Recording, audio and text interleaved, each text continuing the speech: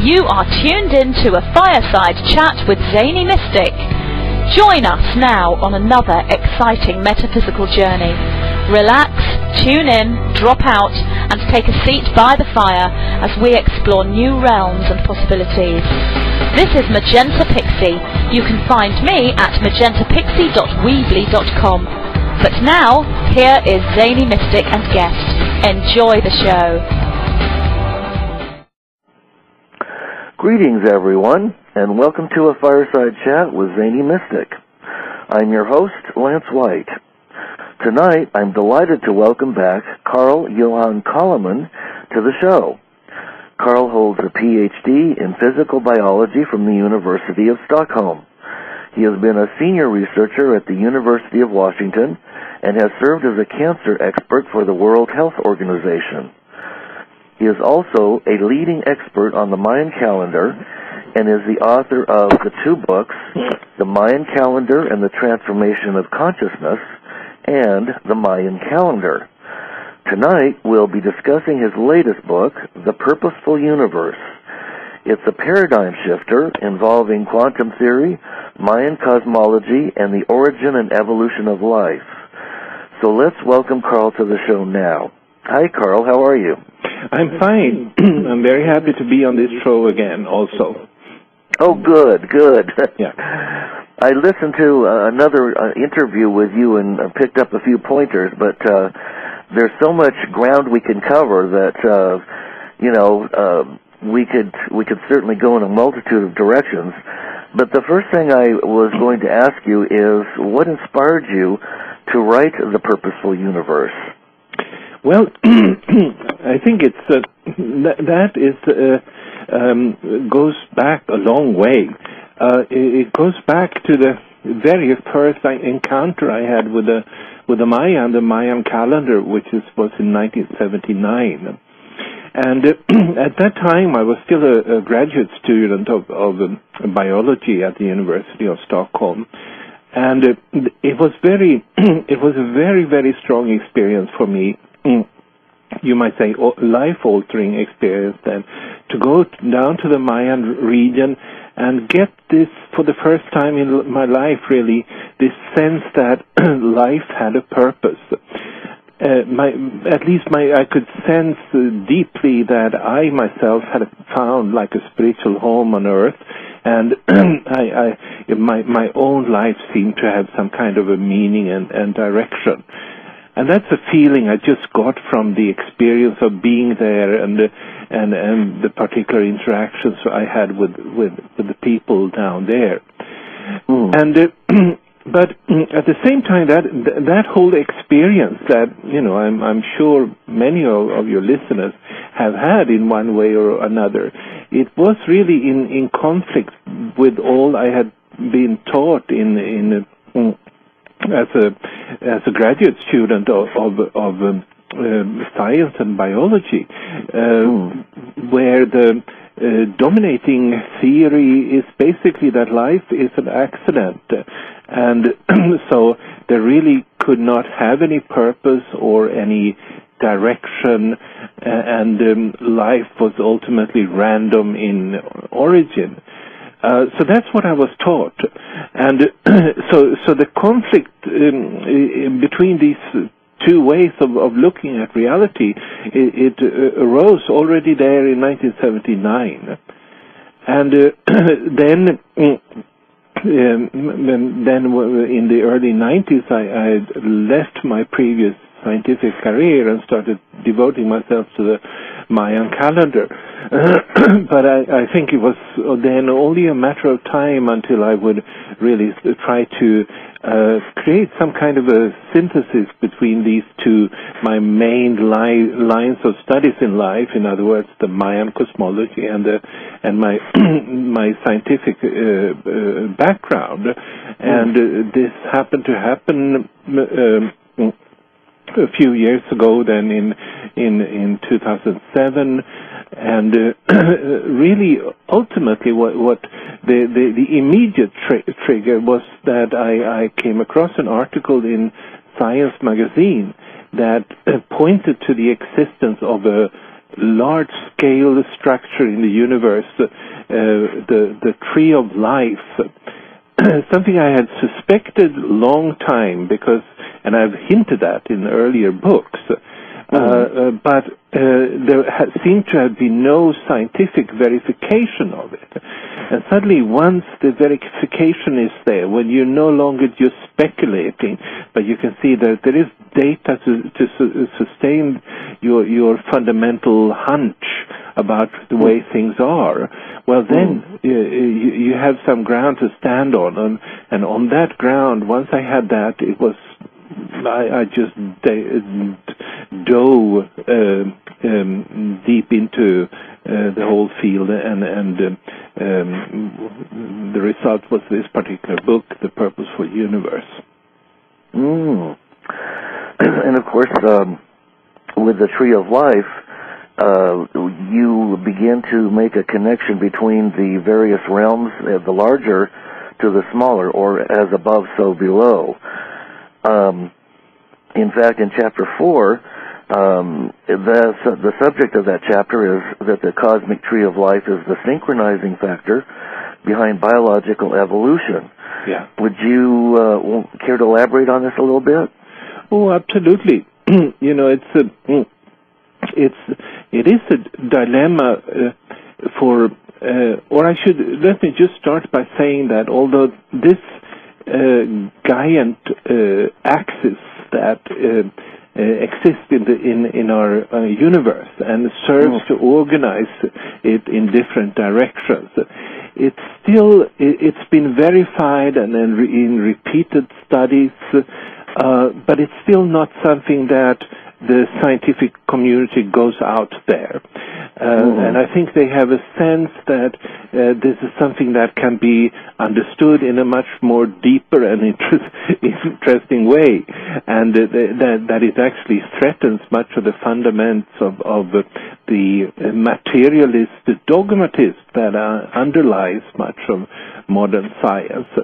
So the existence of this axis, it's been verified several times with modern techniques, but it's still not out among the public, even though I would call this one of the most consequential discoveries of all time. Telling us really that from the very beginning the universe had a structure, and that the way the universe has developed and evolved since then is really a result of that structure. It is not the evolution that has given rise to the structure, but the structure has guided and given a direction to evolution, and that includes the evolution of biological species. And it's been a sort of an unsolved dilemma to modern science. The fact that there is very strong evidence to suggest, or most would say it's absolutely clear, that the universe started with a big bang. And I agree on that too. It's just that it doesn't quite make sense. If everything starts with a big explosion, how did we come to the kind of world that we see around ourselves? And how did all the plants and all the animals and we human beings, how did we get structure, so to speak? Like you and I, we're human beings, but we're fundamentally defined by the you might say the 6 directions or the 4 directions of the world tree. We have an up, we have a down, we have left and right side, we have the front and the back. And all higher animals are basically organized in this way. So there is obviously a need to explain why do biological species have a structure. And I'm saying then that it goes back to the fact that they are created in the image of this original structure, what the ancients would talk about as the tree of life. Now, in your diagram, the tree of life is involved at every level except at the organismic level. Why is it not operating in the level in which we live? Am I reading that correctly? Well, kind of. I think what I'm saying is really that the tree of life may be there at all the different levels, but what makes our level unique is the fact that we're not rotating around it. In other words, for instance, the sun, you might say, which is the center of the tree of life of the solar system. It has an axis through it that you might refer to as the central axis, a polar axis around which it rotates. But it rotates, and so does our galaxy, and so does our planet. And lower levels are also rotating around some central axis. You might call it the tree of life, as I have. But we are not rotating, at least not in the sense of physically rotating, and that's what sets us apart. And my understanding is that we, in this chain of relationship between different levels of the tree of life, we are meant to be the level where the experience of creation takes place. And in order for this to happen, we shouldn't be rotating like the others. Right.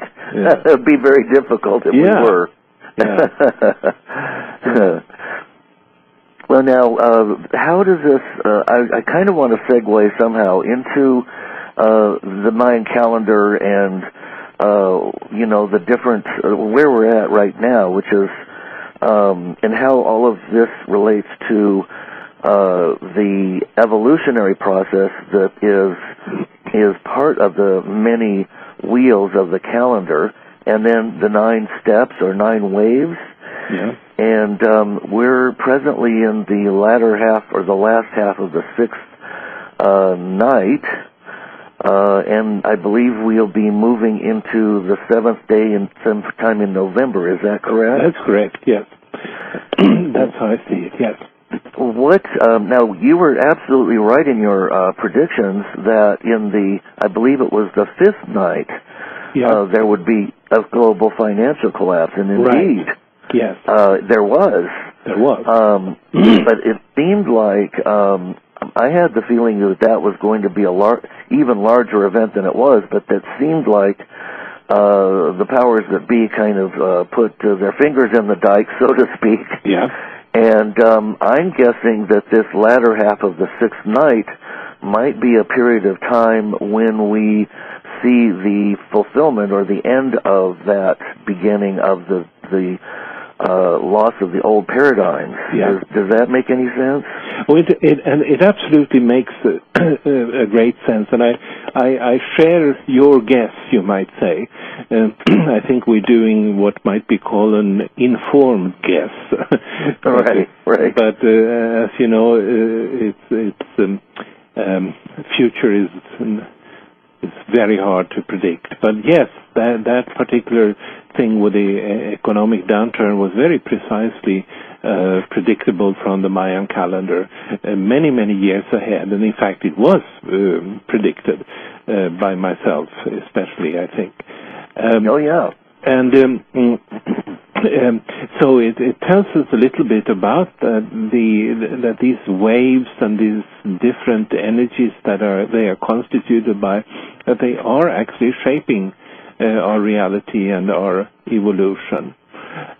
This fall, as then we're both guessing, it sort of corresponds to, I don't want to go into detail on it, but it corresponds to the time period 1986-1992, essentially.